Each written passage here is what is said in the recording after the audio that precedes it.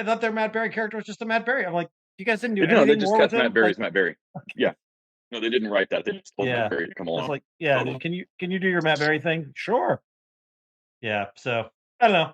Which is more than Boba Fett did with him. God, I forgot he was in Boba Fett. So Everyone did. Yeah, they wasted Matt Berry on Boba Fett. That was a crime. I bet you 50 to 1, like 10 to 1 odds. Matt Berry, you'd asked him, he'd be like, I was? I wasn't. I've never been in Star Wars. No.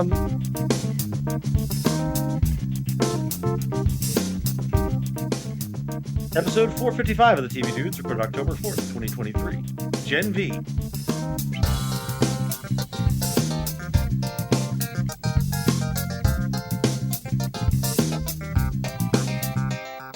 This week, we're talking about Prime's The Boys spinoff, Gen V, Dan Harmon's new animated series, Krapopolis, and we've got Star Trek Lower Decks for dessert. Before we get to all that, I'm Randy. I'm Les. And I'm Nick. And we're the TV Dudes. Or Nick of Time, or Golden Boy, or what's the, like...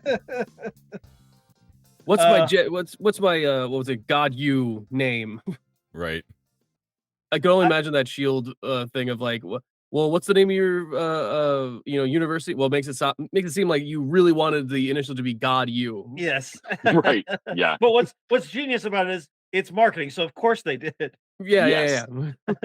Yeah. Somehow that kind of shit works in the Boys universe because they have a marketing team in universe.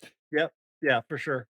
Like, hey, we're gonna legally change your name from Gadalik to Godalik. Just trust us here. Look, it's gonna be huge on Twitter, which is I'm sure something. It's called something else in that universe because whatever the name of the company is. Vought. Yeah, I think Vitter. No, Xavier bought it. I think it's just called X.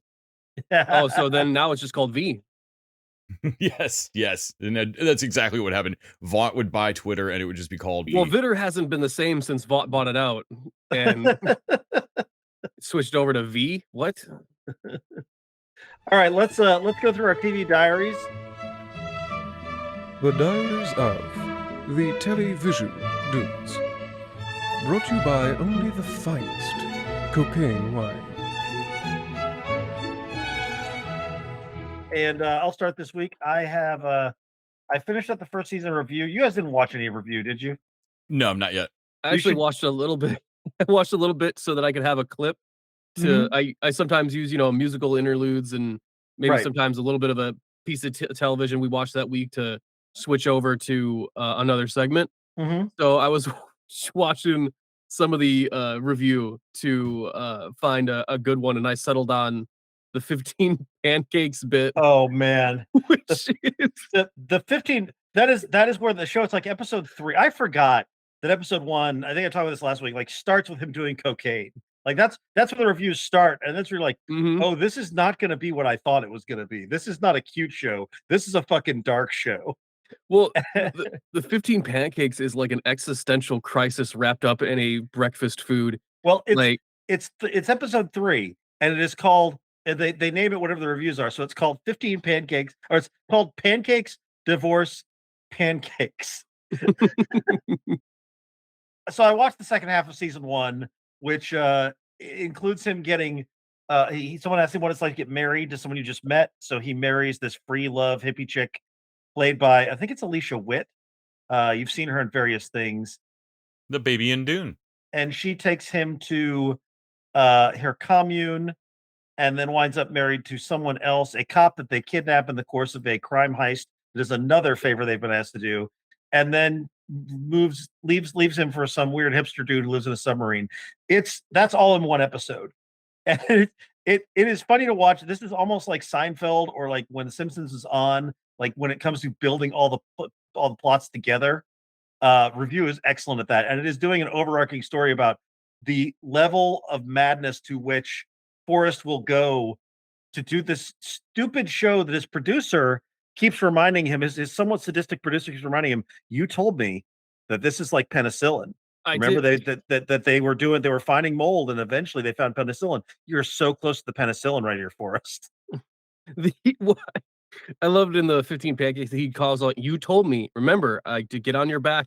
And no matter what you said, said you'd want to stop, and for me to not let you. And he's like, this one's real stupid, though. I hear you. This one's real stupid. The bit he goes to space with his ex-father-in-law, played by Fred Willard, who's always amazing. Things go very badly. It is darkly hilarious. And I forgot that the last episode of the first season, he is trying out being Irish, and he's at a pub, and his wife comes to him, and she has finally figured out. She's like, I thought she thought he had a brain tumor, and he sort of let her think that. And Wow. then she's like, I talked to your doctor. You don't have a brain tumor. What's going on? And she's like, wait a minute, is this all for the show? Did you divorce me for the show? And Oh he boy. does not break character. His producer's in a booth watching him, and he will not break. She's like, stop doing the accent. He's like, and then he's like, I know I've got some blarney, and she's like, stop doing the accent. And Stop, I will kill you. You can see him. He wants desperately to do it, but he's so committed to the bit that he can't. And it's amazing. This is such a dark, hilarious show. And I think what really makes it work is that Eddie Daly's like Forrest McNeil is this upbeat go-getter who is being forced to endure the worst situations anyone would ever endure for no good reason. It's brilliant. I can't wait to go and watch the second and third season again. So I highly recommend it. Review 5 stars. It's successful pitch. I watched on a whim after watching Lower Decks. Lower Decks always seems to drive me into watching other Star Trek. I watched What We Left Behind, which is the Deep Space Nine documentary. Yeah. It's fantastic. I had not realized the extent to which Deep Space Nine was the redheaded stepchild of Star Trek. Like they're all talking about like the fans. They're reading angry fan mail. No, fans were mad. It's not a 5-year mission. It's a space station. It's not Federation. It's definitely not because Cisco's black. That would be wrong. I mean, it's weird. It is like the people hated it, and they hated it for all the wrong reasons. They hated it because it was a space station. They hated it because the captain was black and wasn't the captain. He was a commander, and people were like, no, it should be a captain. They got mad about that. They were mad that they didn't like all the political stuff they did, all the stuff that made Star Trek Deep Space Nine awesome. A lot of the fans hated.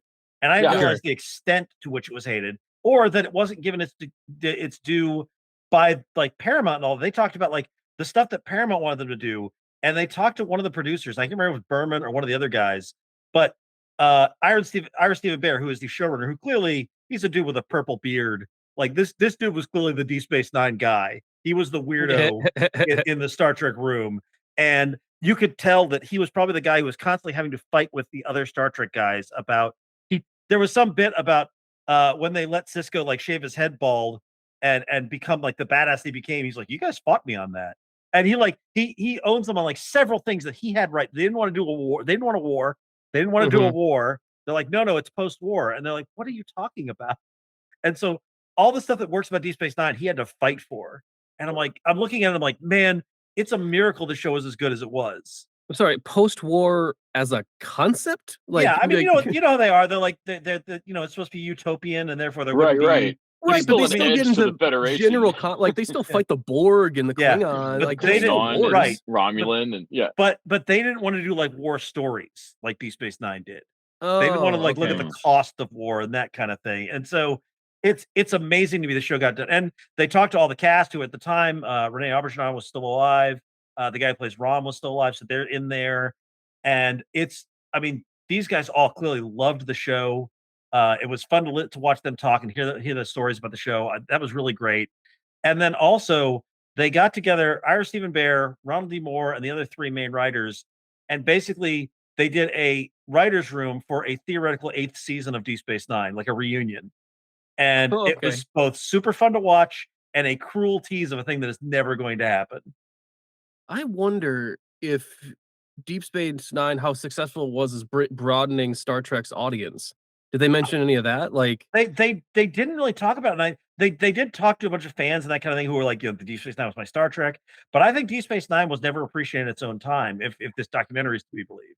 Well, I mean, if you at the time, I can imagine a bunch of the fans of the time, nerdy fucking white guys, did not like a lot of what was happening on Deep Space Nine. But I wonder if it was like success on the level of opening Star Trek to like a wider even wider audience. Like, I don't know that it did.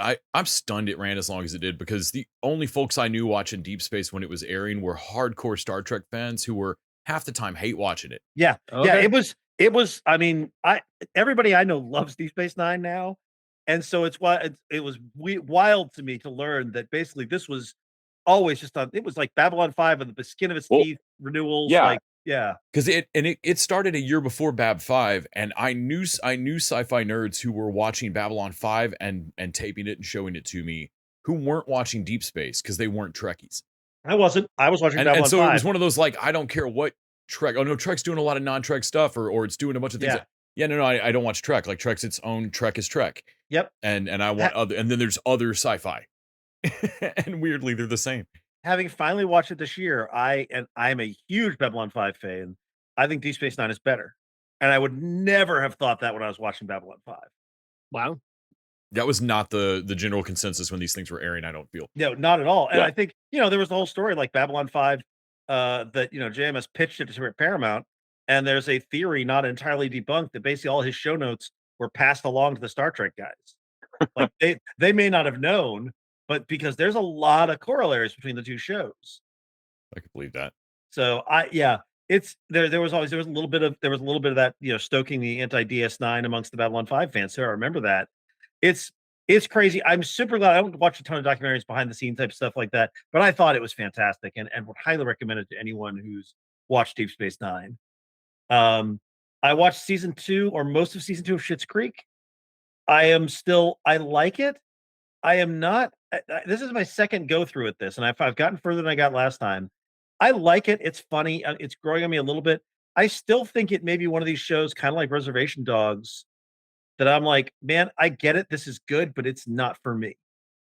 And I'm going to keep trying, but it is not hooking me. And people love this show in the same way they love like The Good Place, and it is not hitting me in that space.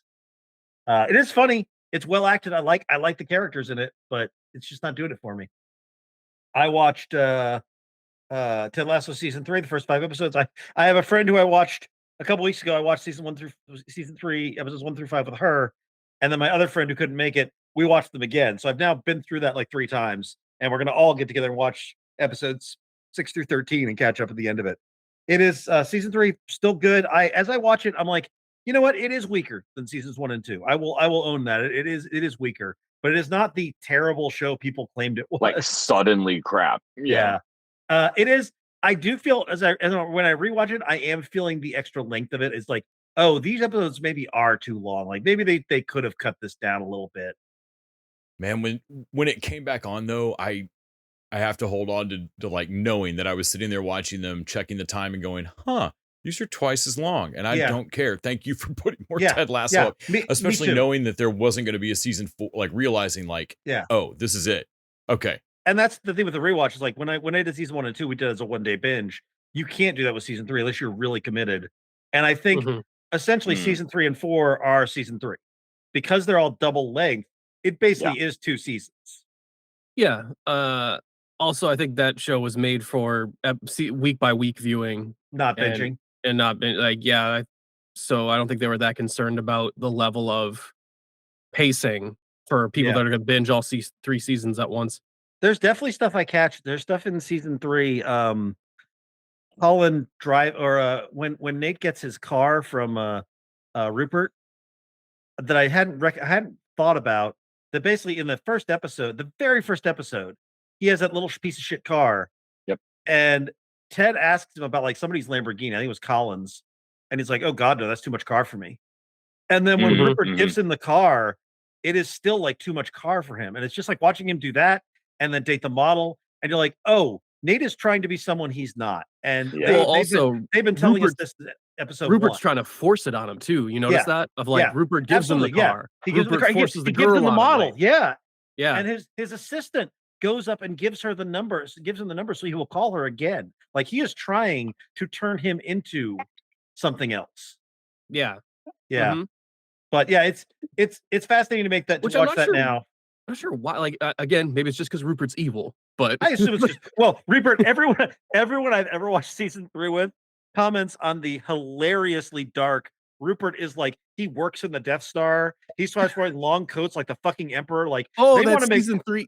they want to make sure you know he's the bad guy. Season 3, his outfit in season 3 is like, wait, what happened? Yeah, Like, what? yeah. He's just like, I'm just embracing being the dark side. That is it. Yeah. I actually got promoted to Rear Admiral in Yes, the it is. Imperial Fleet. He is more. I just finished watching Ahsoka this week. He is more evil than Grand Admiral Thrawn.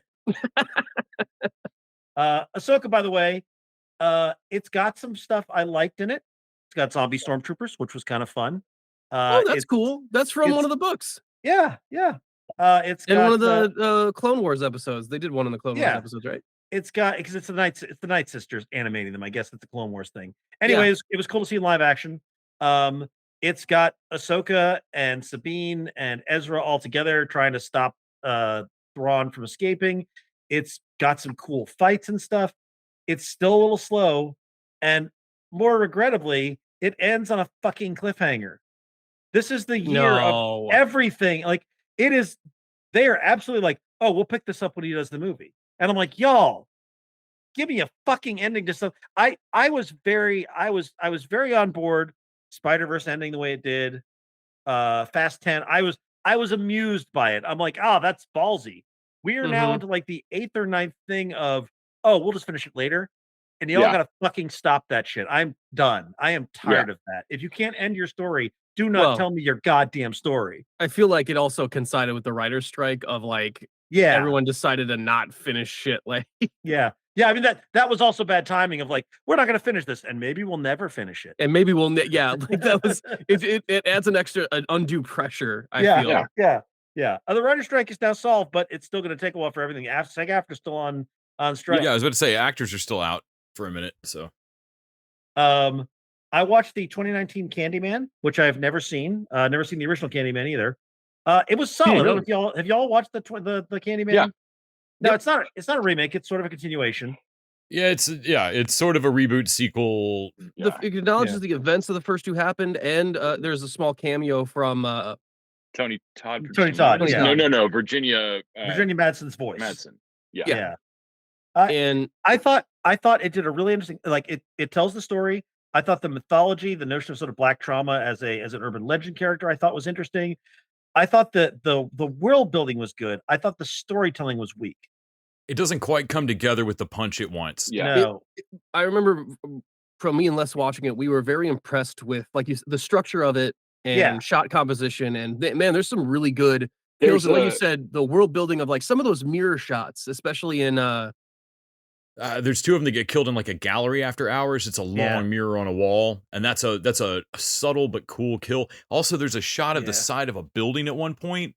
Yeah, like with rooms lit up, and you see somebody get invisibly picked up, and that was one of those like character-wise, what our main character is trying to accomplish during the movie. I don't remember. Yeah, and also I have kind of a problem with the notion of like black trauma being inflicted by another black man who's been traumatized. I was like, oh, this Well, and the guy they're kind of fighting Candyman. He kind of becomes Candyman. It doesn't quite do what it tries to do. Don't get me wrong. I did enjoy Candyman killing the shit out of some cops at the end. That was great. Yeah, well, I suppose they think like Candyman, the original Candyman was killed by like a white mob or something, right? Yeah. And is now getting his vengeance. So it's like one step removed from white hate crime. Yeah, it's not I mean, I liked it. I'm glad I watched it, but I did think it was flawed, which is too bad. And then I watched Werewolf by Night again because I was looking for something short and horror-y to watch. Put that into color. Yes, at the end of the month, Disney's dropping it in color, and unless it looks fake colorized, no, but they're gonna do like the Hammer horror color. They're not just doing. That's what I was about to say. Don't just release the color version. No, colorize it. They're gonna colorize it like Hammer horror, and I'm like, okay. I mean, that's kind of interesting. I guess that's kind of interesting. I'm gonna check it out again. I mean, I'm down for it. It works so well as black and white. Also, I forgot how sort of willingly it's goofy, gory in some ways. It is fun. It's super fun. It may be it's one of my favorite things Marvel has ever done. Ever produced. Yeah. It's that and the Guardian special. Yeah. Their specials were on point. I watched the finale of Only Murders in the Building season 3, which I thought was really good. and it ended on a cliffhanger, but that's just a thing they do now, and they got their season 4 already. Okay. They wrap up their story, but they end on another murder just like they did in season 3. Okay. And I'm like, you know what? I'm okay with that. That's kind of their thing. That's It's their not, thing. Man, that's 4 murders in a row. You people need to all scatter and move. We're just a in some jinx Murder now. She Wrote territory. They got Frank. they got the Murder She Wrote curse for sure. And then I was gonna try to watch horror movies every night, but I've not had time. What does Randy watch for horror, I wonder? Well, Candyman. He had a was big one of list a them. few years ago you've been working through. Yeah, I've got a list. The thing that I want to watch that's on my list is Black Coat's Daughters, but I'm on this for a while, and I didn't realize till recently Kieran Shipka's in it, so I'm like, oh, that's on the list, but I keep doing it like it's like 11 o'clock or 11:30 at night Right. when I've just done a whole bunch of other stuff. And I'm like, man, I don't want to start anything that's 2 hours long, and so that's when I watch Werewolf by Night. And last night I watched a Simpsons Treehouse of Horror I hadn't seen because there's a whole bunch of them I hadn't seen, and it was season 24. I just randomly picked one, and I picked the one that was like their Paranormal Activity parody, which was really good. And there was a sci-fi one that I forget what it was, but it was another solid offering from Treehouse of Horror. Even when Simpsons isn't great, Treehouse of Horror is always fun. Yeah. Oh, it was a Higgs boson thing at the opening. Like they had a hadron collider, and it basically destroyed the universe, and that was the opening credits. Nice. So yeah, and then just before we recorded, I watched Last Week Tonight, which came back to cover 5 months worth of shit and was amazing. I also watched, like, it dropped. I was like, yay! Yeah, Writer strike is finally over, and I love that they were like, as soon as the strike was over, they were ready to fucking get back to it. oh yeah, and they're running their gags about like he's like, well, I was going to talk about this the power struggle in Italy, and he just keeps getting distracted by the Lauren Boebert thing. Oh yeah, there should be new jokes to mine on Lauren Boebert thing, but somehow they found them. So anyway, what do you have to understand about the economic structure of Italy? Okay, but before one other thing, Is that her getting the play removed they were from seeing was the? Beetlejuice. Yeah. I got Yes. not a very sexy play. Yes, yeah, yep. And then I don't remember. It's not Kennedy, but some older guy reading. I don't know what the fuck he was reading. Oh wow! I don't think they gave a context for that. They did not give the context. But he was reading some sort of erotica. It was erotica or like emails from somebody about, and it's an old white Southern man reading a thing about how he found the perfect harness for the dildo, and that he's gonna fuck you with, and he goes right on into it.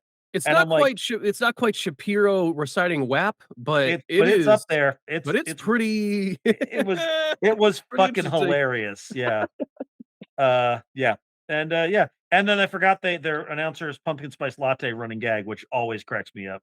Oh, right. Yeah. It's good to have it back. I don't watch much talk shows, but I do watch Last Week Tonight. I'm glad that is the one thing the writer's strike got us back immediately was the talk shows. Did you all see that Drew Barrymore's writers were like, no. Drew Barrymore's writers were like, you know what? Fuck you. We're not coming back to work. Oh, holy shit. That's a bummer. That's fucking amazing. Because I mean, she basically told them, yeah, I don't care. We're going back to work without you. And then 2 weeks later, the strike was settled. Her timing was the worst. Yeah, it's not. And she agreed not to do it, but it was too late. And I love that her writers are like, "Fuck you, we can go to their jobs." No, we already saw, man. You showed your hand. Yeah. You rolled that dice, and it's not our fault. It came up Yeah. snake eyes, bitch. Yeah. I love that. I was like, man, that is a Bill baller Maher's move. writers still around or what? I mean, if you're after Bill Maher, you probably know what you're getting, right? Right. I feel like you're already the. Are you saying that Bill Maher's writers don't have the plethora of options? Maybe. What's that Atlanta episode where Paperboy in Amsterdam like runs into the canceled room and hangs out with Liam Neeson? Right. Yeah. Like I just imagine that like Bill Maher's just got a room of like Shane Gillis and like. Yeah, I think his writers are dudes who just can't get work. They're probably a little okay with being politically incorrect. I mean, that's their whole thing. Right. Oh God, that was the name of his fucking show back in the day. That was the name of his show back in the day. All right, that's it for my TV diaries. When you said Drew Carey, Drew Carey, yes, Drew Carey's story. Well, he's been in the strike news as well, but for absolutely opposite reasons. Yes. It was found out that he's been running a tab at like one of the coffee shops near the like near strike picket lines and one of the diners, and just picking up like Yeah, he paid like he a paid like $500,000 tab. he or paid like something a half that. million for just like Yeah. people could come in and grab food. So and yeah, Drew not Carey just was bringing footing the bill. donuts or whatever, but like you could just go put, like, if you were out there on the picket line, you could pop in and Well, it's put funny your because food on Carey's bill. people talk about The Rock, who donated like $1 million to the strike fund, and I'm like, that's cool and all, but The Rock probably had plenty of million. Like that was not a big deal to him. Drew Carey, I'm sure, is not poor, but for him to be like, yeah, open He's it, not I'll the just pay a Rock tab. rich. He's not The Rock rich. So I'm like, Yeah, it's like, Unless bigger, he is. it's a bigger What kind of I didn't royalties dig is into he it. seeing for the Drew I kind Carey of want to show? find out that Drew Carey's stupid rich or something. Is Well, Drew here's the Carey thing. way Drew Carey more show rich isn't. than I think? Drew Carey isn't. The Drew Carey show isn't airing anymore. He's Right. what? No, but he's been the host of Price is Right. Yeah. Whose I line mean- is it anyway? Is that He's got that Bob Barker pet spaying money. Yeah, Bob Barker money.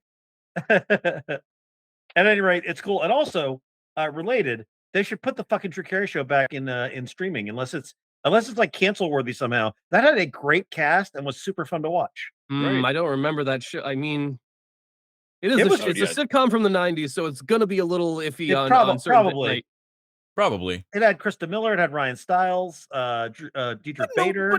but no more than Friends, I'm sure. Come on. Oh, Yeah, God, it can't be no. no. Yeah, no, there's other stuff on that. Yeah, there's no reason why Drew. I mean, like, I feel like Laugh Channel kind of thing. Yeah. You could put that next to some Grace Under Fire episodes. We'd watch the shit out of it. Yeah. But also, like, I remember I had that album. They had some good music in there too, and they did original songs. Like, it was a good show. Anyway, I digress. Y'all should talk about what you watched. We went to the movies, Les. We did. We watched Haunting in Venice with Tina Fey doing her transatlantic accent. Oh yeah. Which either we get used to it throughout the film, or it kind of like bleeds. Yeah. The scene in the trailer is her most like pre-segregation ball game announcer that she gets. Here comes old Curly. He's a 45-year-old 45-year-old alcoholic. Best athlete in the world. Alive. Is this like Jess on New Girl, who used to do that voice whenever she was doing sexy time? Yeah. Yes. Exactly. Anyway, yeah, we watched, you got to watch out for that Hitler. I hear he's a bad egg. He's a bad egg. Yeah, so we watched Haunting in Venice in the theater, and then when we got back, Nick showed me Death on the Nile because I had not seen it, but I had seen Orient Express, which is a better movie than I remember. Yeah, Death on the Nile was really good. Haunting in Venice was really good. Okay. Mm-hmm. They both have their structural problems in a way that I feel like Murder on the Orient Express is the superior one, but I do like that, Death on the Nile opens with the origin of not only Poirot, but his mustache. Like, yes, that is cool. Like the black and white thing leads up to him being injured, and then like, well, what am I gonna do about this scar on my lip? And then his love is like, you'll grow a mustache. I'm like, haha. Like it works in a way, all the bullshit in like Solo of like, I don't care where the gun came from. I don't care where, like, I had a moment of like, this should be like that. This should be, I don't care where the gun came from. But instead it kind of works. You're like, that's where that fucking ridiculous mustache comes Instead, from. I'm kind of rooting for the mustache. I'm like, Right. And it makes it poignant at one point when he like shaves it at the like stinger at the end. And like, all right, you're just going to live with your scar for a little bit. Haunting in Venice toys with whether or not there's like really spooky anything going on. And because it's an Agatha Christie, it is structured more like Glass Onion or something like that. Like it's more of an old school, you saw everything. And then at the end, the detective spells it all out. It's exactly how After Party works. I might have ruined it for Les leaning over in the middle of it, of like just noticing a certain plot like. We were both there. Yeah, like there's a moment early on where you go, so am I not supposed to know that it's that thing? Yeah. And then the movie like, proceeds to go through most of its 90-minute runtime, and you're like, oh, I wasn't supposed to figure that like, out. About the third time that a character's like, and that thing, and you're like, yes, we get it. It's that. Yeah. Yeah, but speaking of things that aren't exactly better than I remember, God, I'm watching so much Blue Bloods, guys. I can't stop. And if you're watching it on Facebook, I can't explain how it's doing this. It is unthreading A and B plot, like plot lines. So Nick is seeing weird pieces, like it's like the algorithm's picking the most aggravating storylines from Blue Bloods episodes and then showing them to Nick out of order. Storylines on Blue Bloods are either so not narratively intertwined that they don't like. It doesn't matter that I'm missing half of an episode, because it feels like they just pick a hot button issue or whatever, and but honestly, if it cuts that person's big moment at the dinner table at the end of the episode, you'd never know it happened. Like you never know that plot line happened. whole other like 7 other cops at the table that we're supposed to be following. Yeah, it's not until like Nick watches like a dinner table family scene at the end of the episode, and like Holy somebody goes shit. such and such, and he's like, "Wait, what? That plot line wasn't Who in the this." fuck there are was you a kidnapping? people? But yeah, it's surprising every time, and it shouldn't be, of that the moral at the end of the episode is the exact opposite of what it should be, of like, oh, I was supposed to learn the opposite lesson of what they're teaching here. Yeah. Well, the one I told you about, Les, where a guy is kind of thinking of leaving the NYPD, and he's not really leading very well, crime's up in his neighborhood, and they're gonna like fire him or whatever, and they're gonna make an example out of him. And I'm like, oh, okay. That's pretty straightforward. I mean, it has a couple problems with like stop and frisk, or what they like they talk about it as stop, ask, and frisk. People kind of forget about that part in the middle. I'm like, because that part in the middle is not a thing. Right. Because y'all forget about that part in the middle. You guys named the policy, and it's stop and frisk. Like, there's no question. If you wanted us to say it, you should have named it that. Right. But it turns out the moral at the end of that episode is he's punishing that guy for thinking about leaving, so that to another post, to another outside the city cushier police job, and he's like, nope, you'll no longer work in law enforcement again. So that way, it's been a tough year in the media for cops. So anyone who's thinking about leaving because of increased accountability, that's our sacrificial lamb to keep everyone there. So like to scare them into like, no. And I'm like, whoa. If you're keeping score at home, it is the only television plotline about cops I've ever seen that actually threatens to fully end a career. And it's crazy of like and I'm like, whoa, if the increased accountability makes certain cops want to quit, those are the cops that should quit. You should not be chomping at the bit to keep them on the force. Right. If they say they're going to put cameras up in the warehouse at your job and 2 people start just flop sweating, they're probably problematic employees. And they keep wondering why why do we have such a public relations issue with the community? I don't know, man. Maybe because you won't even self-weed out the bad cops. Blue Blood's target age or average viewership age is like 75 or 78. It's crazy old. Like, it is the show on in hospitals, I think. Oh, dude, I watched one where a cop shoots a kid in the back, a 14-year-old kid, and said he saw a gun. Turns out they couldn't find a gun on scene, so it's a big media thing, right? And so he's like, well, I saw a gun. He turned around and I shot him. And I'm like, well, I already know you're lying because you shot him in the back. We already established that in the previous episode, or in the beginning of the episode. And then the episode goes throughout the whole thing, and it turns out, oh, someone grabbed the gun that kid was carrying. So he was carrying a gun. Someone grabbed it as he fell down and hit it to frame up the cops or something. and they're like, oh, well, thank God he's exonerated, because as long as that kid had a gun, that shoot was justified. And that's how the episode ends. And I'm like, oh, wait, hold on. I have a question. You still shot him in the back, which means you didn't see the gun. Am I nuts here? No, and I guarantee, like, that was not a thing that I'm assuming. The coroner's report came back, said that this cop shot him in the back, so he's lying when he said the kid turned to draw down on him. And the show doesn't realize it. It's crazy. I think like there's a Ron Howard narrator voice, like they realize it. So you would say what you want about Taylor Sheridan shows, but like at least I'm wondering whether or not they're trying to program me. I'm like, is this trying to it's Blue Bloods is so unapologetically and unequivocally pro cop that, and yet that's what makes it feel like all cops are whiny babies. Yeah. Oh man, I can't get away with everything without any accountability anymore whatsoever. Like the idea of accountability, not even just any consequences, but the idea of maybe consequences causes cops to protest and go blue flu and to the DA's office and not show up at trials for murder, or like just like trials and like, oh, so they're letting more felons free? Is it just me, or do cops contradict themselves and kind of not make sense. Yeah. Are cops kind of assholes? Like in general, like I think Blue Bloods is doing the opposite of what it's trying to do for me, of just proving me like, wow, you're reinforcing my like, yeah, no, cops also in New York, I guess they call their patrols, they call them tours because Oh they my want to. God. Oh Because no. like, oh, on his tour today, I'm like, oh, you shut up. You are Yeah. not military, no Like, matter how that much you kills me, want 'cause, to like, be. That can't be surely like actual vets on the force would be like, wow, no, roll it back, guys. Yeah. Yeah, I mean, I would love to see how veterans feel about that. Like, come on, being a police officer is a hard job or whatever, but you are not in combat. Fuck you. You were in the Yeah. shit. Like you stepped in a bit of dog shit walking a patrol, but like that's not in the shit.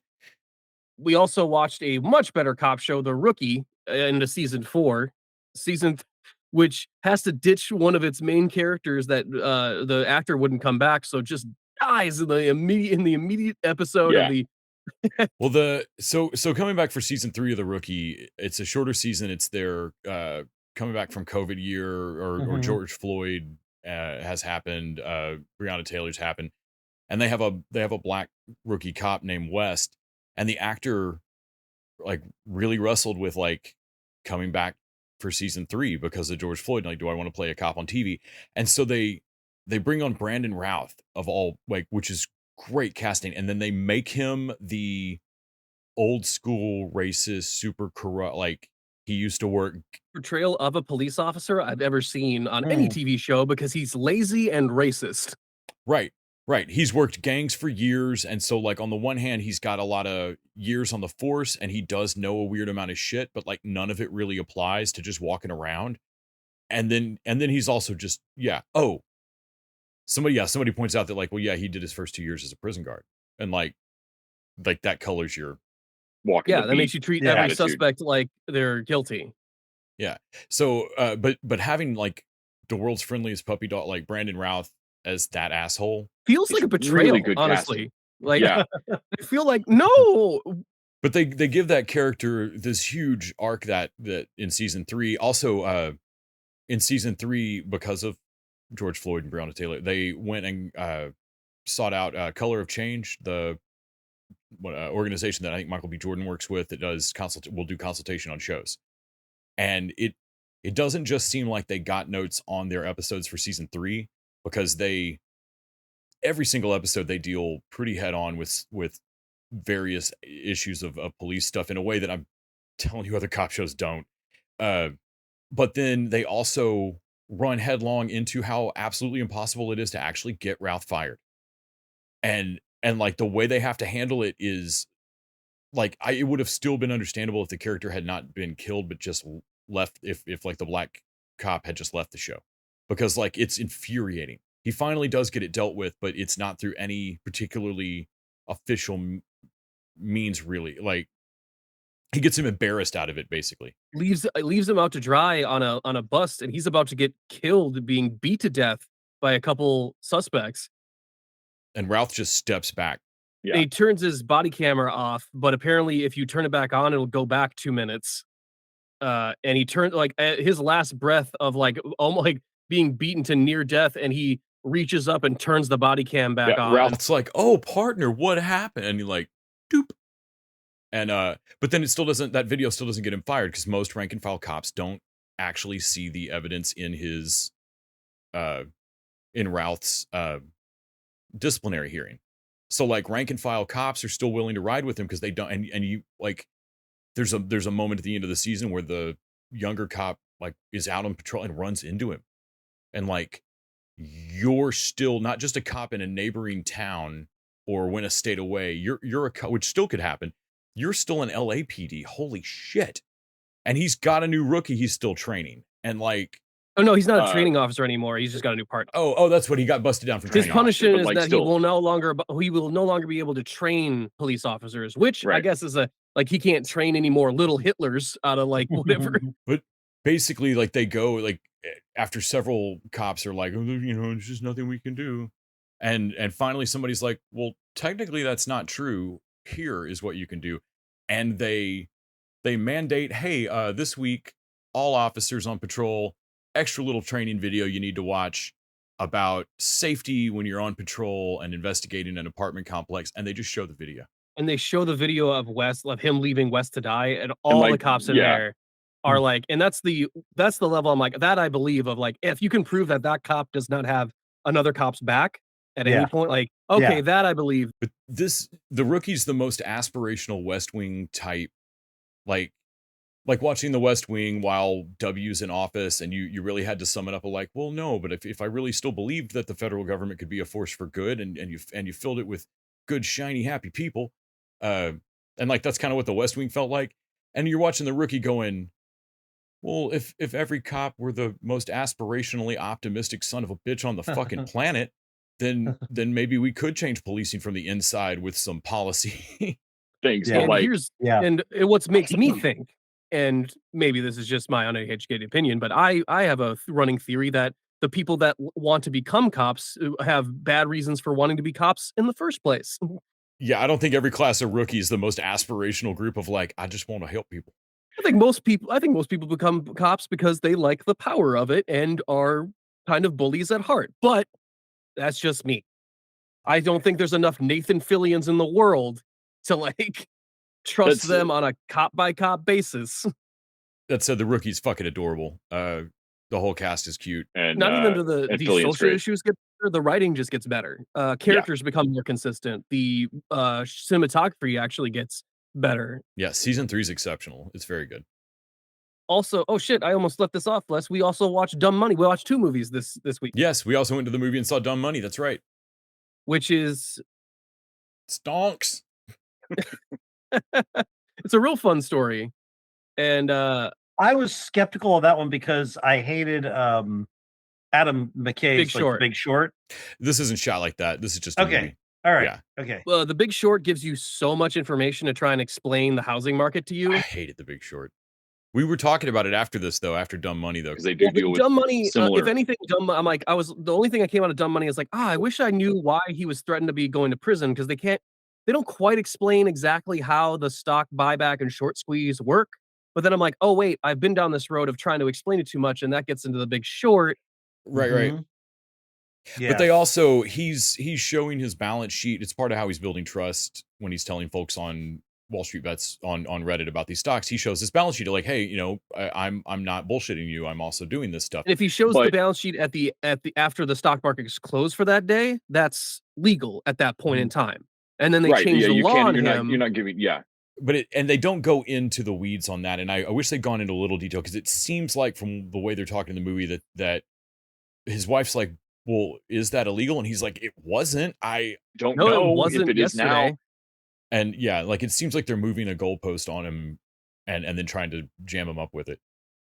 But it's really fun. Paul Dano is a fucking weirdo.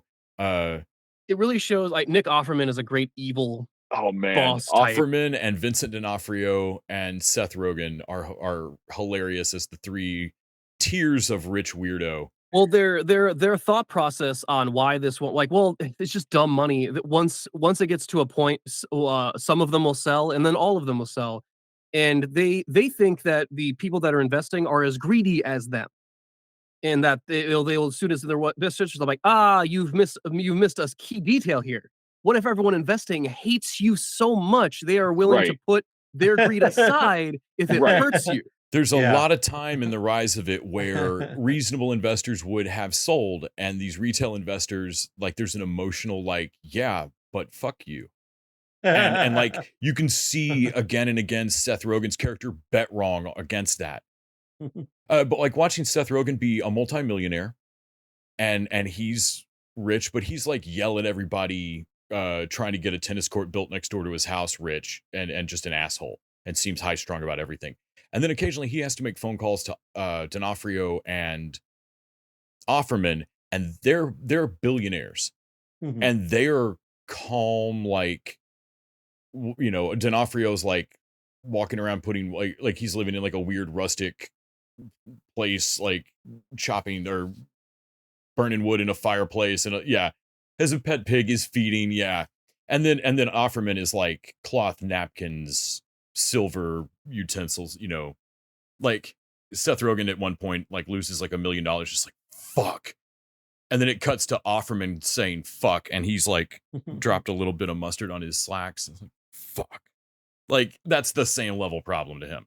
And they're hilarious as just three fucking weirdos reacting badly to this. And then you've got is it America Ferrera and the kid from Rise of the Beasts that we just saw. Like it, yeah, as the GameStop employee. And there's a lot of fun. Like they follow like 4 or 5 of the GameStonk, those investors. Yeah. And it's great because it starts out with like a little tag of everybody's like current net worth negative $168,000. It's like it keeps going down because it shows the net worth of the billionaires first, and then it's Seth Rogen, and then like 100, and then it gets down to like people that are, and then it put me in perspective of like, oh, I'm way closer to the GameStop employee than I want to be.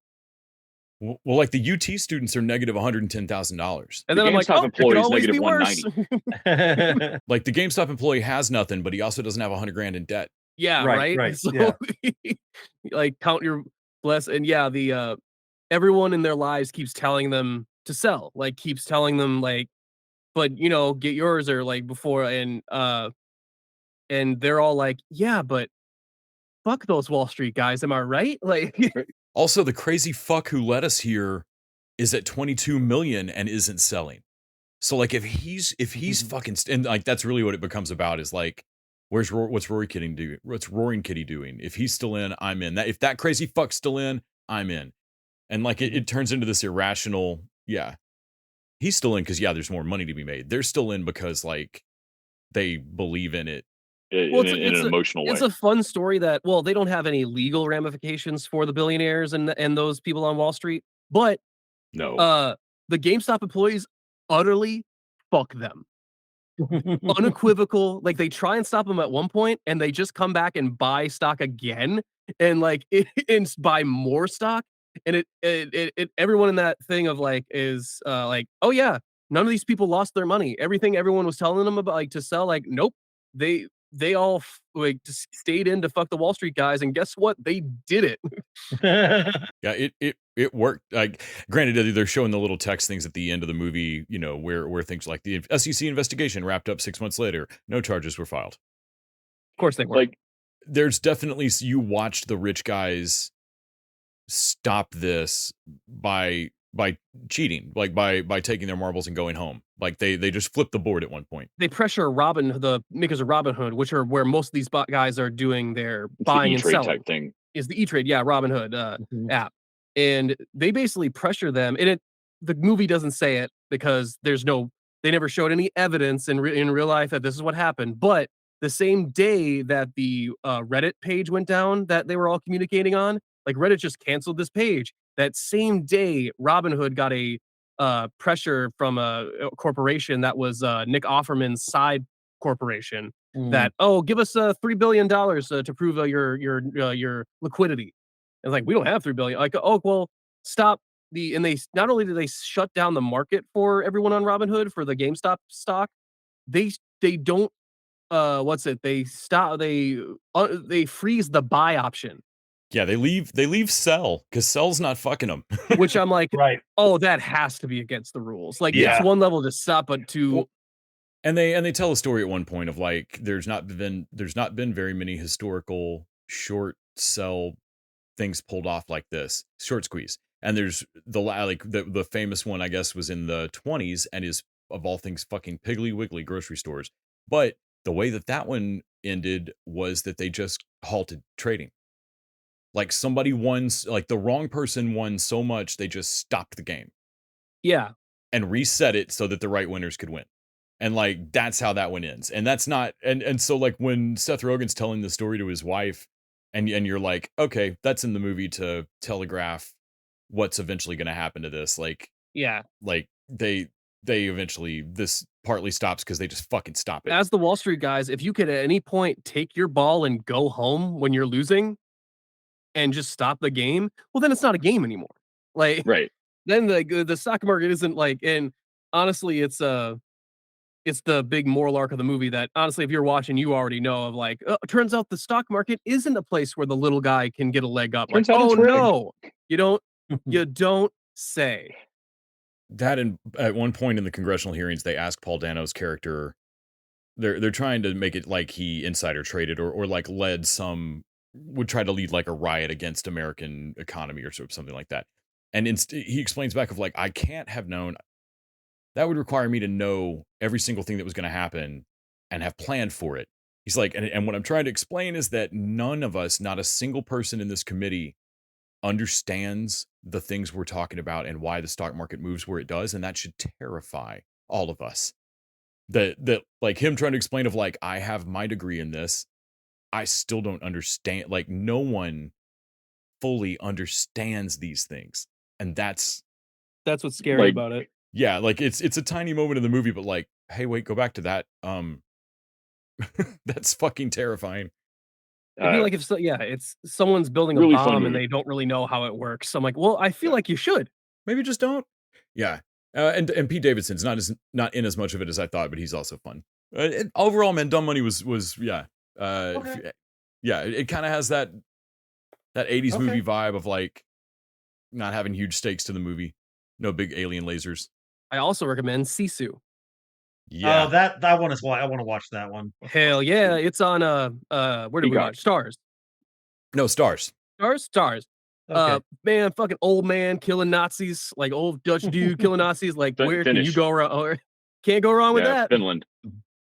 Yeah, it's a little. It breaks itself up into like good, bad, and the ugly like acts, like with these old west kind of font that appears, like chapter 1, the gold. Chapter 2, the Nazis, that kind of shit. Yeah, yeah. This movie It's does a a little couple bit slow to things go. I've never seen before, as far as just cool shit for an action movie. So I'm going to spoil one of them here. He fights some Nazis on like when he's hiding underwater, and some Nazis go in after him, and he slits their throats underwater. And then I thought he was drinking their blood at first. No, he's breathing the air out of their slit throats. Oh Jesus! And I was like, oh my god, it's insane. Like they keep sending in Nazis. I'm like, stop doing that. You're right. Which is just a great running thing of like every time that commander has to look back at like the second or third or fourth or fifth person after like he's like looked and like you go, and like a guy runs forward and dies, and then like he like slow turns and like picks a second guy and like you. I'm like, damn it. Yeah, this movie has several absolutely insane stunts. Yeah, I don't want to spoil any of them. It's really fun. There's a lot of fucking crazy action things. Once it gets rolling, it's just nonstop. Oh yeah, very fun. It's literally just Nazis on their way across the middle of nowhere in Finland, and they run into these wrong single human. And like, yeah. If there was a John Wick in World War II, like this was like. Johannes Wick. Johannes Wick. But then I also watched Reincarnated as a Slime. Rewatched some of the first season of that. And then I watched we watched Prom Night, just because Brittany Snow and Idris Elba are in it. And it is again is not as very not memorable as I remember it. Yeah. Boringness kills in any movie. Oh my god. And then I watched The Practice, the season 8 of The Practice, because I was. Did I mention this last week? I think I must have mentioned this last week, right? That you were unaware that it was a spinoff of Boston or the Boston League. Yeah, you did. Yes. Yeah. Like fucking blow. Like so now I have a whole not a season of Boston Legal because it's The Practice. It's a different show. But Alan Shore is the same character, which is weird because The Practice is a very different show than Boston Legal.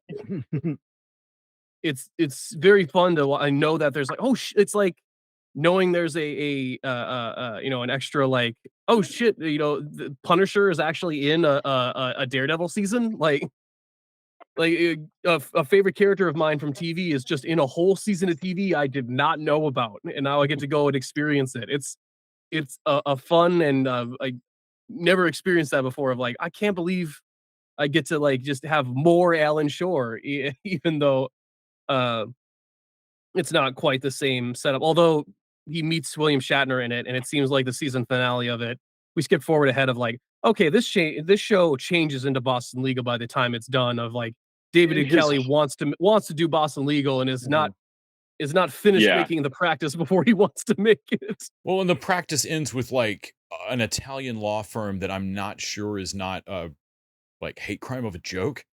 Like, oh my god, yeah. He's like one of the guys gets like his cousin or whatever is like, well, I want to do a law firm. Well, like, it's like all the wise guys, like cheesy wise guys from like all like, we're gonna, and within 3 years we want to have all legitimate clients. I know it won't happen fast, guys, but like me and Les made the joke of like they don't offer summons in that.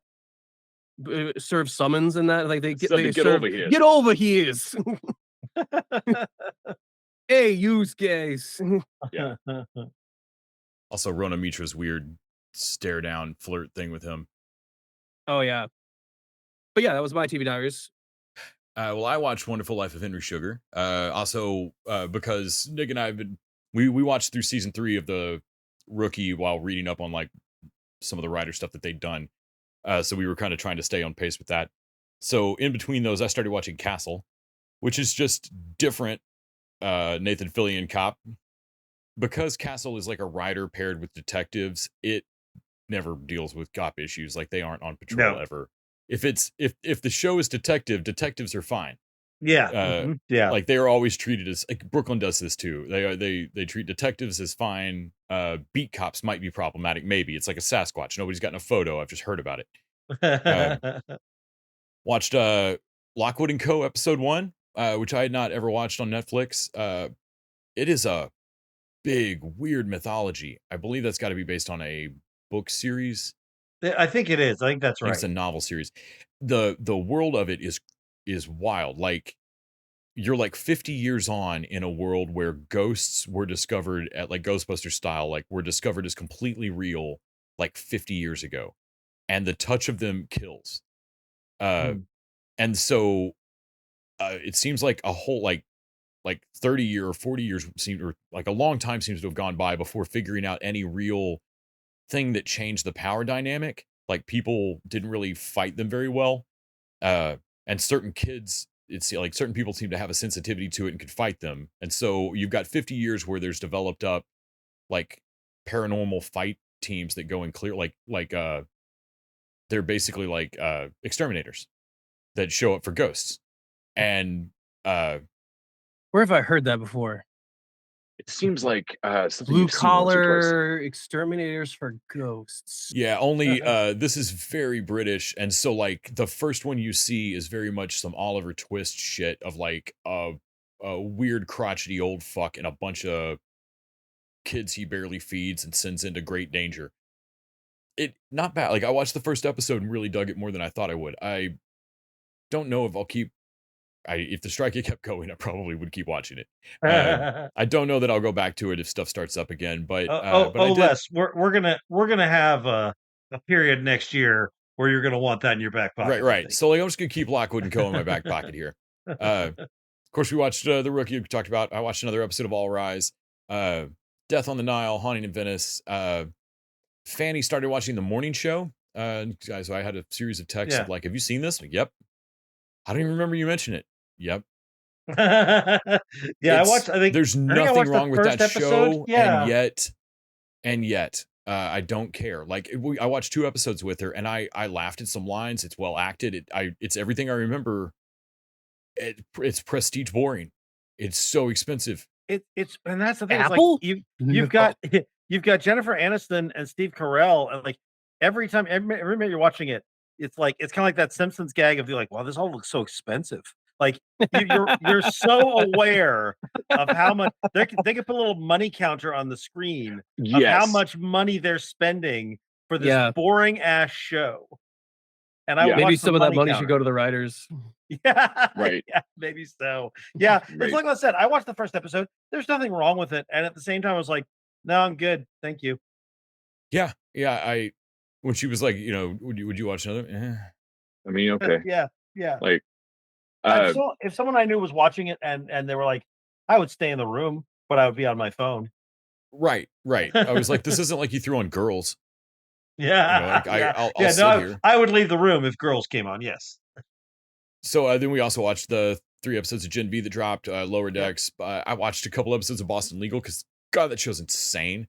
Like just in David E. Kelly lives in his own little world that is fucking weird. And definitely has some HR issues. Wow. And definitely there's no way a David E. Kelly workplace is entirely solid. Just because the plot lines are incredibly, let's say, cheeky for the 90s. Alan Shore's a pretty sleazy dude. Oh my God. He's not even the worst thing going on there sometimes. And then the practice of, because Nick had watched one in season 8. It was like, girl, now I got to see the final. I think I watched the finale. That's how I knew that they turned into a complete. It's so weird, especially from episode 3 to episode 22. I'm like, what happened to this show? Especially since Kelly has said that the practice was started as an answer to how fake LA Law felt. Mm. And so he wanted to make a realistic, like what it's really like in gritty law show. And what we got was the practice that turns into Boston Legal. So making both of those seem like the most realistic legal shows on earth. We also watched a couple episodes of Bull, which despite having Freddie Rodriguez, that show is straight trash. That has got to be one. It's based on the life of Dr. Phil. So it's the precursor to So Help Me Todd, and it is just awful. Michael Weatherly plays the Dr. Phil character, who is a jury consultant, not a lawyer.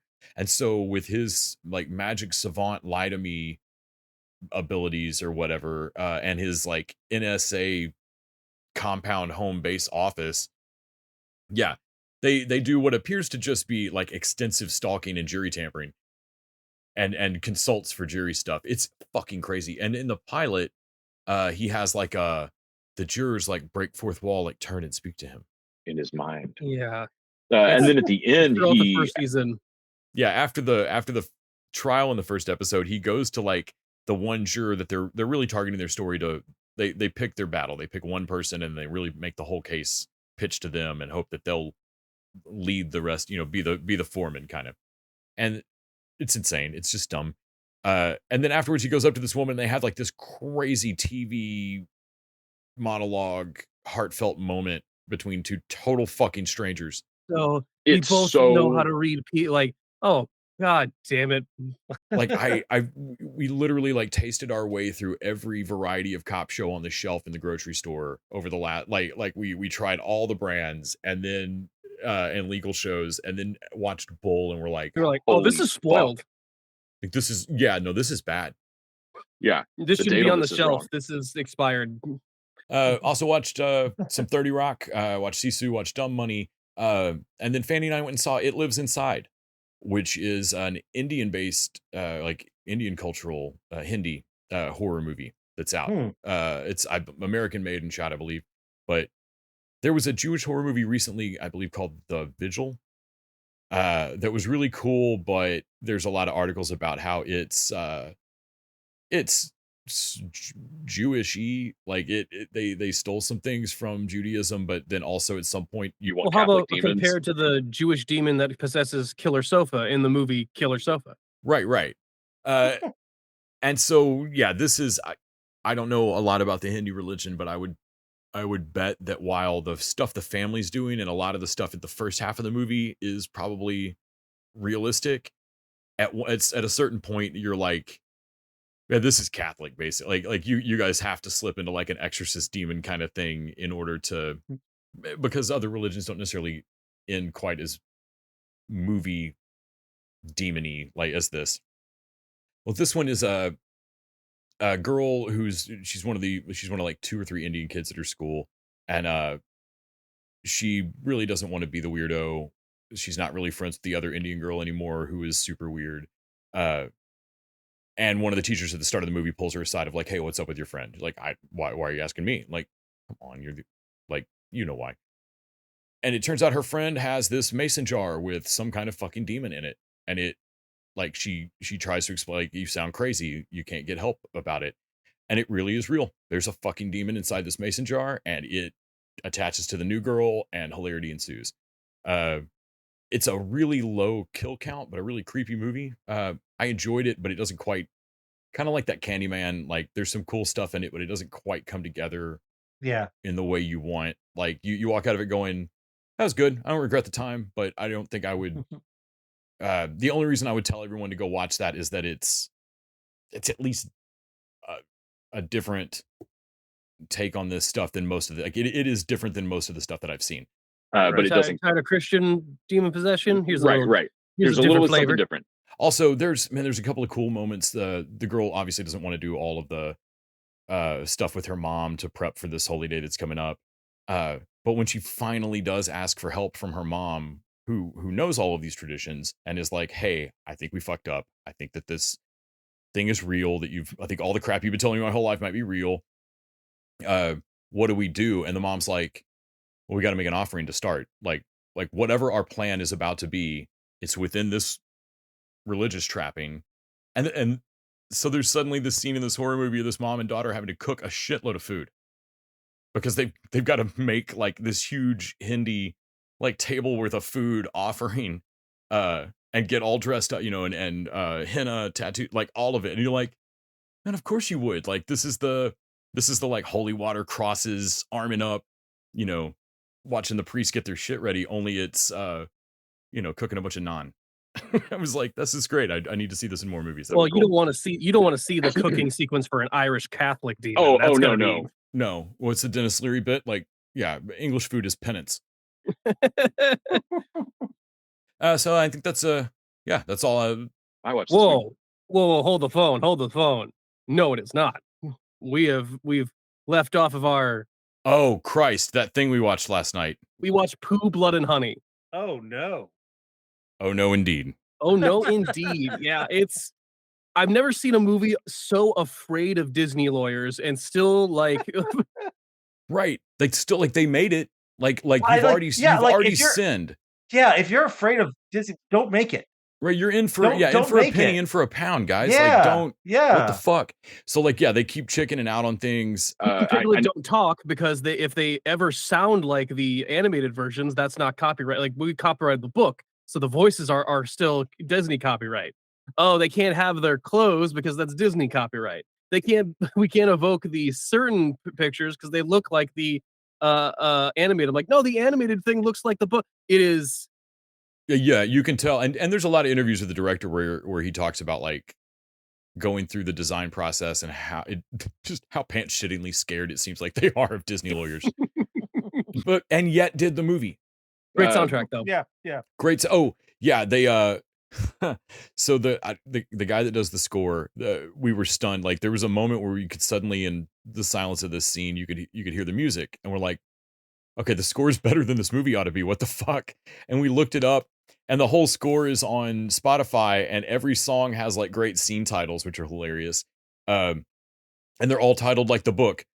Yes. Or in which Pooh and Piglet go hunting. And like the last song is called End the Credits. Like they're all named like the book. So we looked up how the fuck where the composer came from. The composer found them. He read an interview online like a month or so before the movie really went fully viral that they were making it. He saw an interview with the director where someone had heard about it and posted a comment saying, "You're ruining my childhood by making this movie." And the director's immediate comment was, "Good, that is exactly my goal. I set out today to ruin your childhood." And the composer was like, "Who's making this movie? I'm in." Yeah, it's terrible. Great. Fucking terrible movie. Oh my Christ. It's not so great. Bad. So bad. I know we're running long. No One Will Save You. Would you rather watch that again or Blood and Honey? Oh, wow, that's a good question. No, it's not. It's very obvious. This is why I can't talk about movies with you guys. The answer is very obvious. To you, maybe, Ray. You haven't watched both of them. You don't get to judge. That is absolutely true. I have not watched both. Look, we might be able to steal more kills from from Pooh, Blood, and Honey that no one will ever see again because no one will watch that movie. We can't steal stuff for another script from No One Will Save You because no one understands what's happening in that movie. Okay. Well, people actually watched it. Okay. Yeah. You can't go on the fact of what we've enjoyed it. Obviously, our gauge for that is broken. Yes, totally broken. That's my point. Yes. Does anyone in No One Will Save You sweat honey?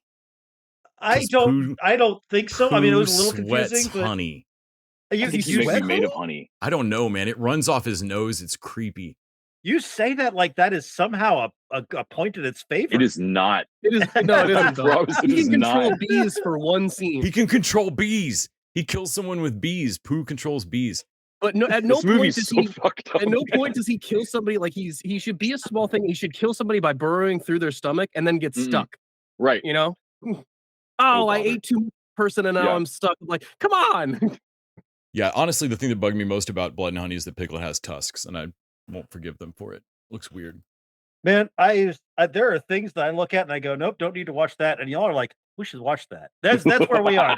That is where we are. I will give less credit on this one, Randy. He did not want to watch this. Yeah, I had actually read reviews of like, no, there's a type of terrible movie you think this is, and it is terrible it's for not. that type of movie. Yeah. Well, that's it for the Diaries. For real, I think.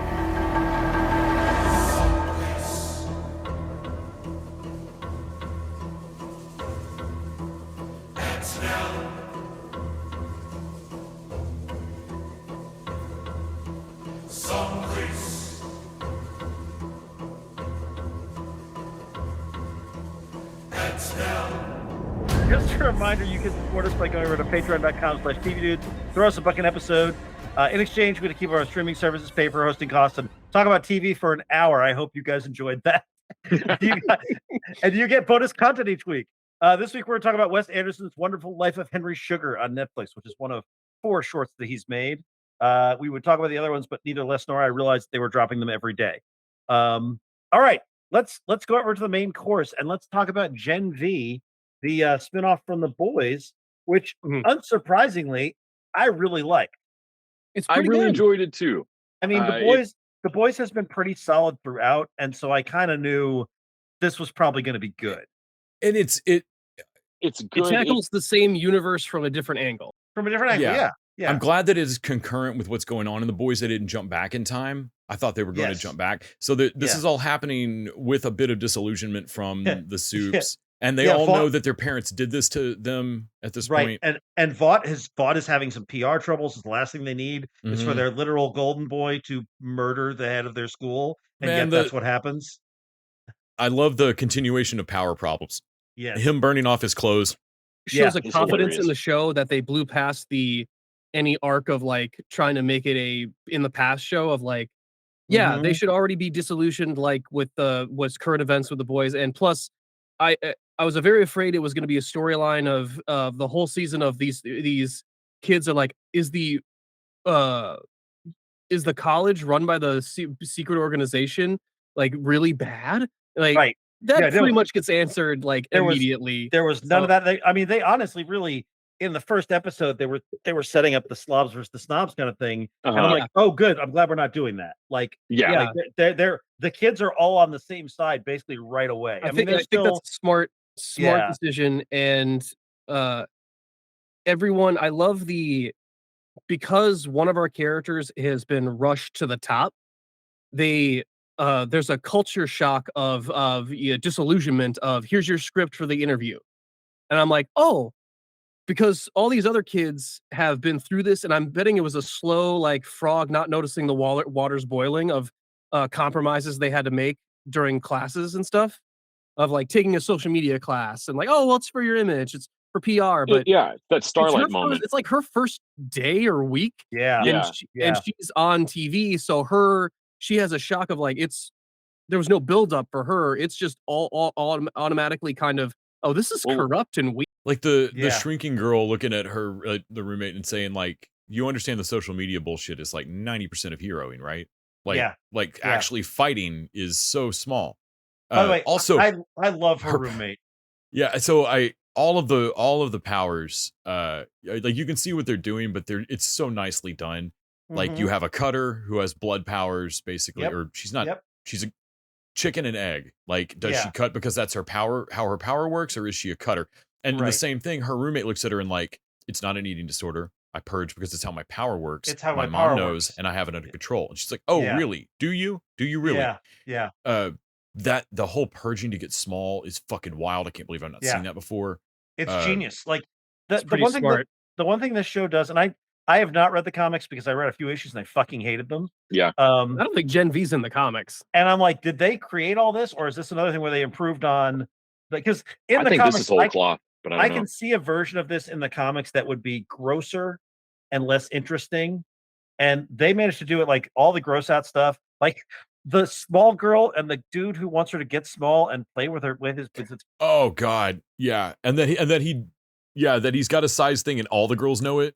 Yeah, that is so messed up, Oh. and yet so cleverly done. I was like, God damn it, you guys made this all work. Like this all I think the only thing the worked. comics got close to was they did a X-Men parody where their Professor Xavier touched all his children or whatever, Yeah, and it wasn't like, but that was I think like it was none of these characters, none of this social commentary. Like it's the boys. It's like it wasn't this. Yeah, this is There's the bigendered girl that when they take out the head of the school, and she's like, well, you realize that the two people that are dead are the two people that were championing me. You know, like there's winning in the school fight tournament and the scoring, and then there's what Vought thinks they can market, and I'm not the latter.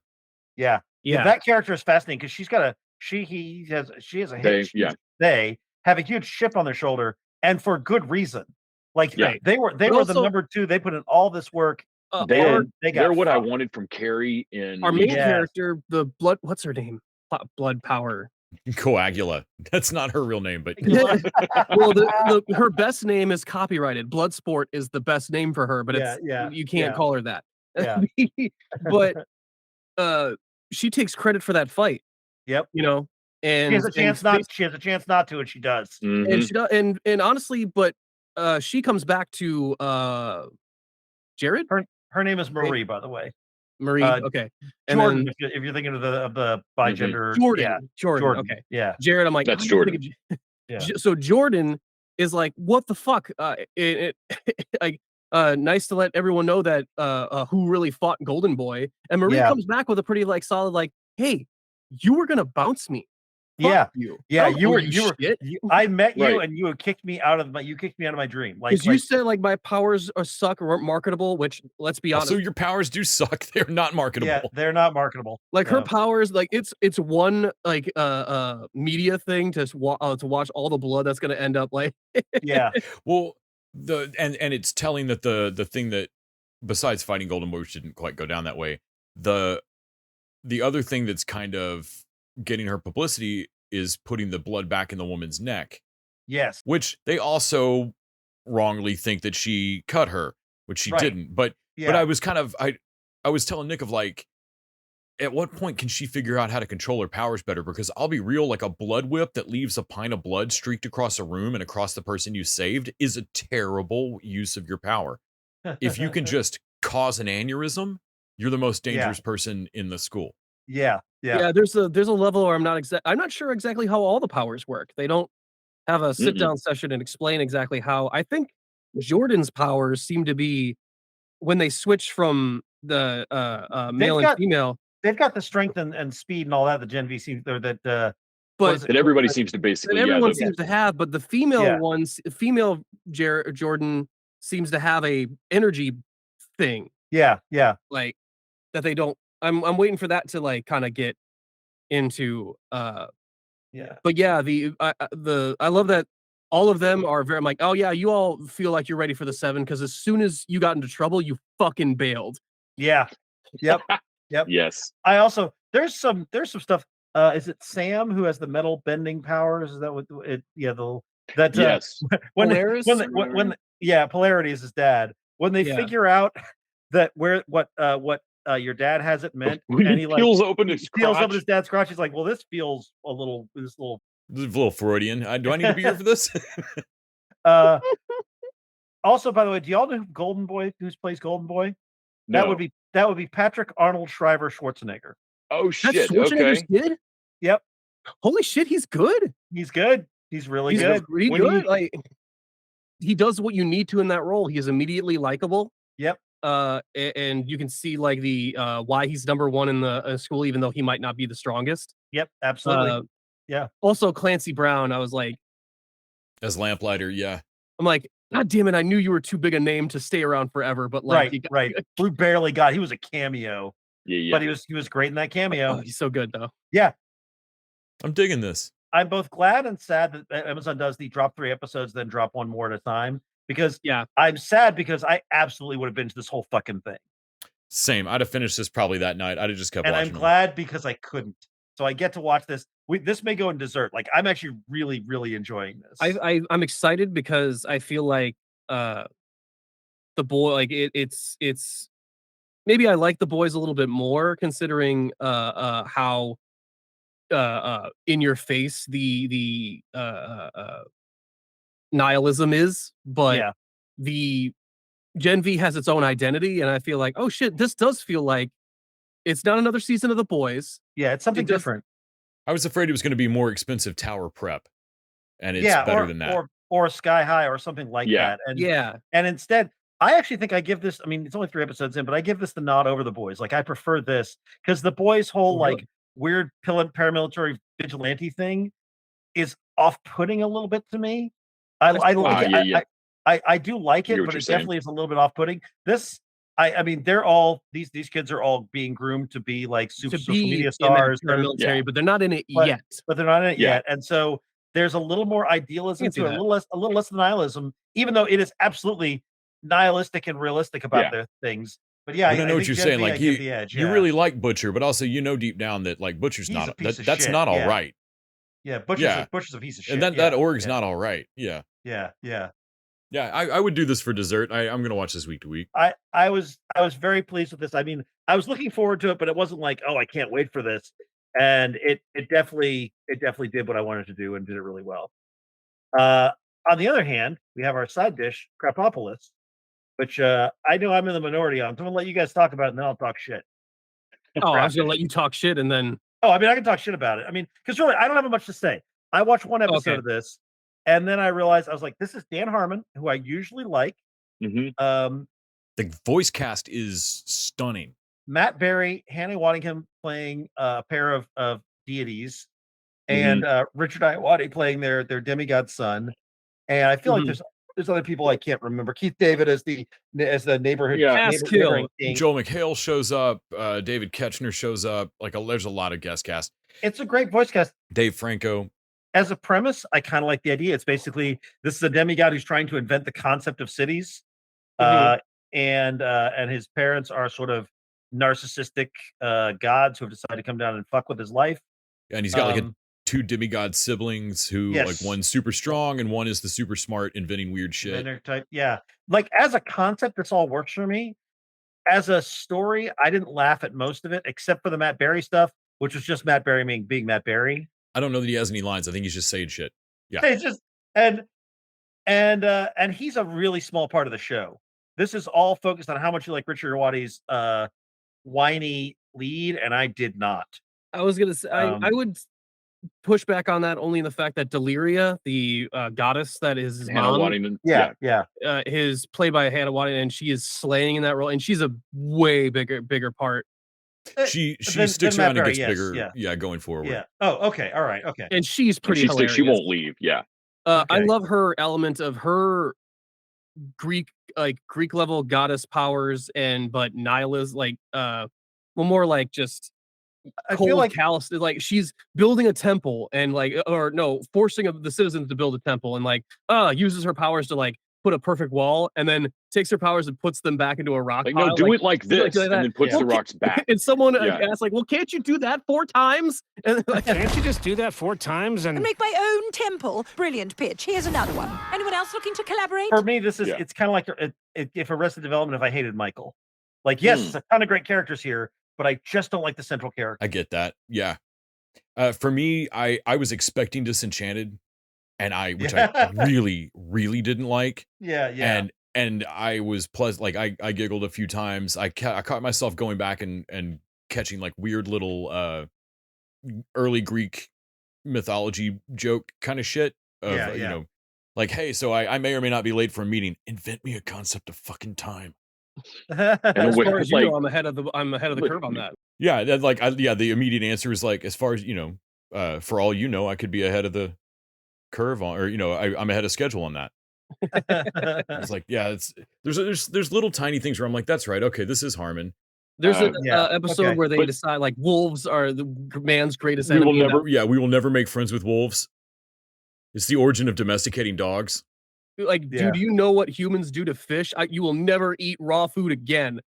Yeah, these people are doing stuff over fires with food that will blow your mind, and they get it everywhere. It's all over the floor. A society gives you a chaos element of the barbarians can always attack, and they invite other in the second episode they invite other cities to a games that they're gonna do, like the Super Bowl, and the messenger comes in and dies right in front of them while giving they respond as yes and then dies like in front of them like, oh yeah, put them in the yes pile, and there's piles of messengers that have died on the doorstep. Yeah, it's just 2 piles of dead marathon messengers. Yeah. There's a no pile of like 30 dead messengers. And yeah, they're Hannah Winningham, is that her name? Ted Lasso? Wantingham.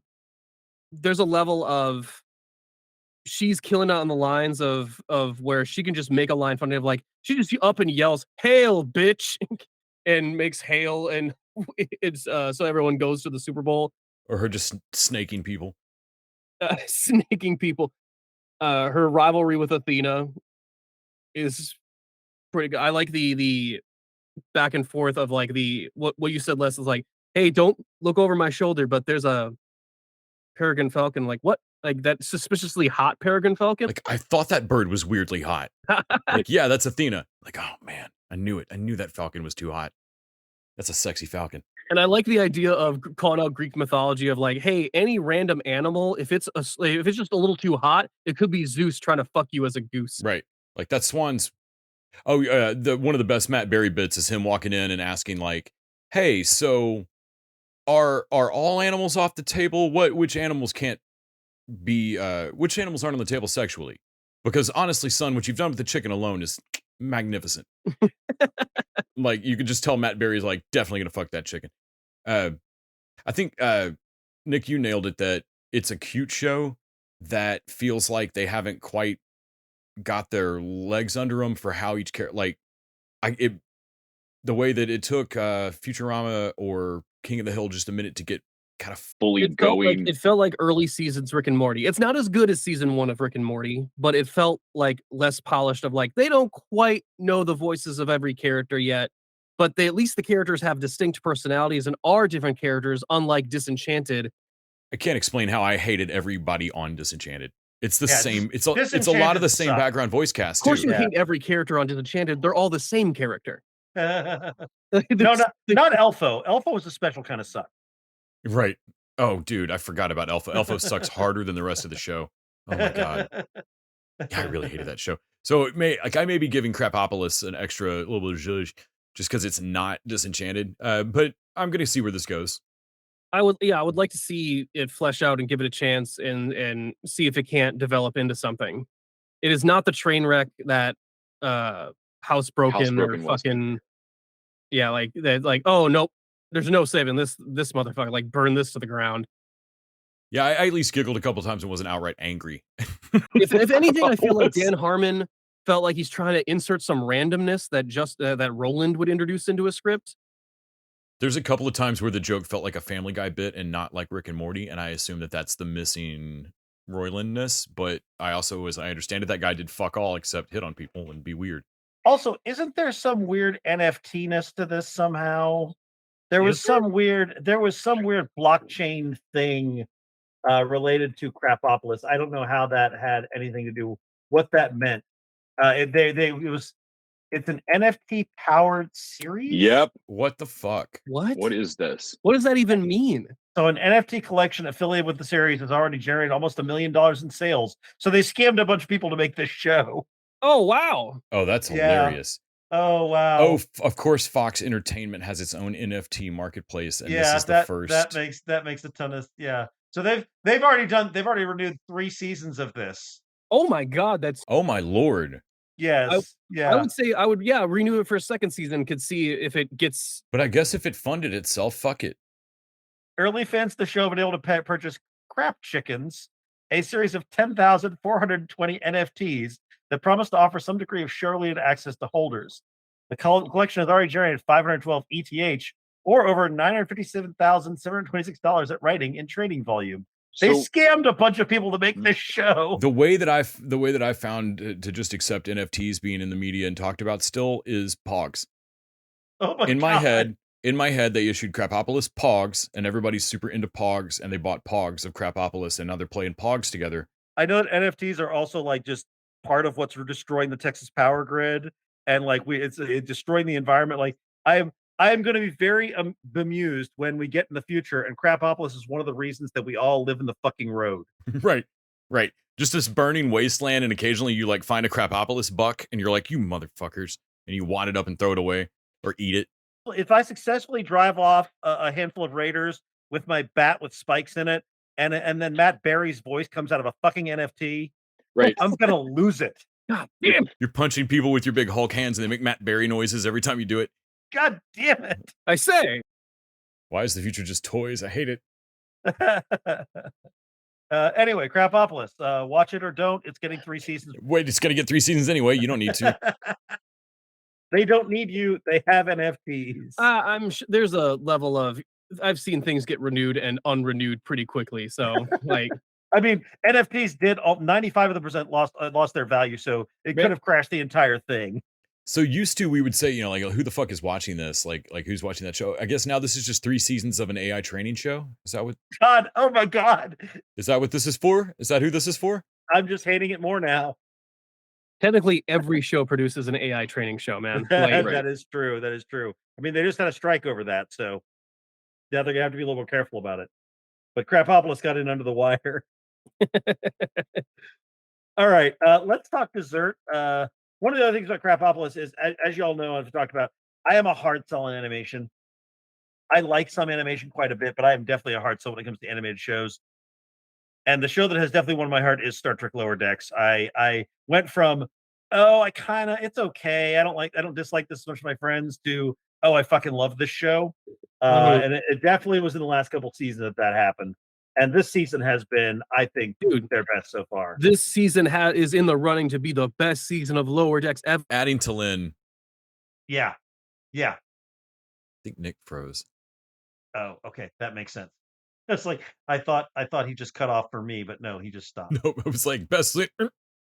Yeah, when you'd said at the top of the episode that like Lower Decks is the Star Trek that frequently prompts you to watch another Trek thing, and that's almost every week for me. Either some deep cut reference it makes causes me to go to the wiki and be like, what are they talking about? Happened on Voy or whatever. And I'll look it up, or I'll just finish watching it and be like, man, I'm in the mood for more Trek, but a real particular. Like, I'll either want to go watch a documentary that's about how the aspirational we got it created, or I'll want to go watch like one of the weirder Voyager or Deep Space Nine episodes, or realizing that the fucking Orions are mostly lore from the original animated series cracked me up. They look so weird. I saw that this is like every part of the pig show. Mm-hmm. Like there's nothing from Star Trek lore that they won't use. No, all of it's fine. Yeah. And there's nothing that they don't love in one way or another. There's like the Betazoid Party Girls was a great riff. Oh my God. The endless bachelorette party, and it turns out they're spies. Like fuck yes. And Wendy Malick is one of the voices. Like, that was great. Yeah, when they're all like, God, hitting on everybody and walking around with beer yards or whatever the fuck they're drinking. Yes. And like, the whole, as soon as the episode opened and they said Betazoids, and I was like, oh God, this is going to get insane. Because those are some of the screwiest, like, Riker episodes of Next Gen and shit. Mm-hmm. Yeah, I feel like we watch so many shows, like, we've had so much Marvel and DC content in the last few years where half the time they seem embarrassed of the costume or embarrassed of the way it really went in the comic, and sometimes that's for the best. They should do it better. But sometimes it's just weird embarrassment. Like, you're already making the show, just do it. Yeah. And that's kind of how you never get that feeling on Lower Decks. They love everything in Star Trek to the back corners. They will talk about all of it. They just make shit cool. The same way Strange New Worlds took. I'm sorry, the Gorn were not cool. They look like fucking slee stacks. Yeah, no, but they made them cool. They made them cool. Yeah. Yeah, and like Lower Decks manages to just grab stuff and make it work in a way that makes you want to go back and watch the cheesy version. They also love their heroes, even though they are all losers. Like T'Lyn, I love the reveal of T'Lyn that like T'Lyn to them is just a pure Vulcan, like that she's a Vulcan, but she is the wild and crazy Vulcan to other Vulcans. Oh my god, the episode where they show like Spock comes off the same way when they put him around the Enterprise crew. Yeah, he seems so Vulcan, and then but like when like in T'Lyn, like when she's around the crew, she seems so deadpan and then you see her around other Vulcans and you realize that she's deadpan sarcastic, where they're just deadpan. And they've done the same thing with she's out of control. That outburst was unreasonable. They've done the same thing that they did with the Orion and Blank Tendi.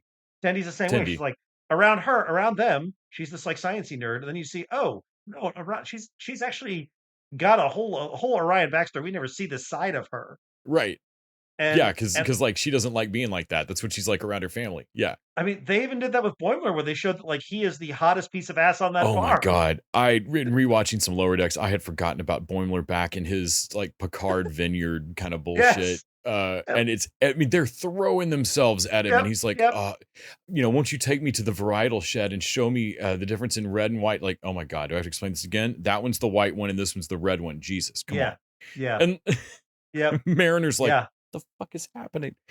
I also love everything they did with the security crew in here. The sensitive security crew. I love everything about that. Yeah, it was a blast. I really enjoyed all of this. Yeah, I enjoyed the security crew B story more than I really thought I would. I didn't know where they were going with that at first, and was like, oh, this is perfect because their jobs are constantly. Yeah. But yeah, Lower Decks has gone from oh, that'll be cute. I hope it's not just like Family Guy, being really like, I don't know, really kind of scared of how shitty this show might be when it first aired. And every season has been solid, and now we're in. Like, it's still going strong. There's still a million references to mine. Different than when Harley Quinn would pull from the back corners of DC and then skewer it. Mm-hmm. Not that there wasn't love there. Like Harley Quinn definitely loved all of DC, even as there's a sideways comparison to be made there. But like Lower Decks genuinely, it feels it reminds me of Batman Brave and the Bold. It feels like, you guys know it's silly, but also you're somehow proud of every dumb thing in this universe. Yeah. And honestly, also season 4. We talked about season 4 of Harley Quinn. I've been a little disappointing, and that is not the case with Lower Decks. It keeps growing and building on itself, and it's excellent. Yeah, I also I think I talked about this last week, but I love that at this point Lower Decks is its own Easter eggs. Like the sky snakes are in the menagerie. Like I feel like this stuff's gonna run the other direction. Like I'm gonna see more and more Lower Decks crap turn up in regular Trek, because I feel like other Trek writers, I have to believe that the folks working on the other Trek shows also love Lower Decks. Yeah, for sure. Like I want to see this go both directions. Yeah, I'm absolutely loving this show. I'm so glad it's back and we have some desserts at least. Yeah. Well, next week we'll have Gen V. Yeah. Gen V and Lower Decks. We're back to 2 desserts. Writer strike is over, baby. It's all wine and roses from here on out. Indeed. Smooth sailing. Just nothing. Until like what, March, when we run out of content. I mean, we know that's going to happen. Right. All right. Well, I think that'll do it. That'll do it for us this week. Thank you, Les. Thank you, Nick. Thanks, Randy. Thanks, Nick. And thank you to our listeners. Thank you to our patrons. And we hope you'll tune into our patrons. You go to patreon.com/tvdudes and listen to us talk about Wes Anderson's new movie on Netflix, little mini movies, and many other things. You can, for $1 a week, you can get a whole bunch of content out there. And until next time, TV Dudes out. The TV Dudes is an independently run podcast out of Austin, Texas. We are exclusively listener supported. If you'd like to help us out, go to patreon.com/tvdudes. You can also find us on Facebook, Twitter, and Instagram at TV Dudes. All the music for our show is done by our friend and original TV Dude, Gregory J. Amani Smith. To find out more about us, go to thetvdudes.com. I'm Randy Lander. I'm Les Weiler. And I'm Kyle Scott. Thanks for listening.